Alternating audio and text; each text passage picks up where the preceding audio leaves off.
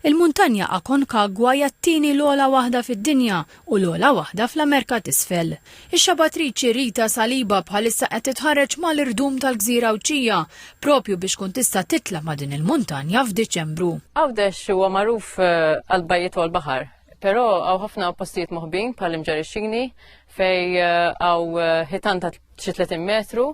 At least huwa bidu ta' rock climbing u jorikna l-aspett ta' mountaineering ukoll. Spjegat li t-taħriġ fiżiku għal sfida bħal din li tieħu madwar 3 ġimgħat imur lilin mit-tixbit innifsu. Nagħmel ħafna hiking with heavy packs, strength training u ġiri fit-tul. Il-preparazzjoni tirrikjedi wkoll l-aspett psikoloġiku għaliex l-isfida tinvolvi reżiljenza fit-tul f'kundizzjonijiet ta' temp diffiċli.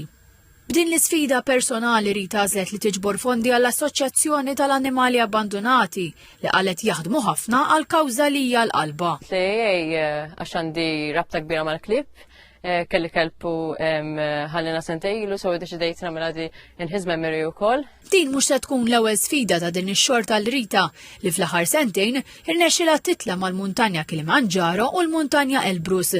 It-tir tagħha huwa li tibqa' għaddejja sakemm titla' sal-quċċata ta' 7 l-ogħla muntanji fid-dinja, inkluż l-Everest.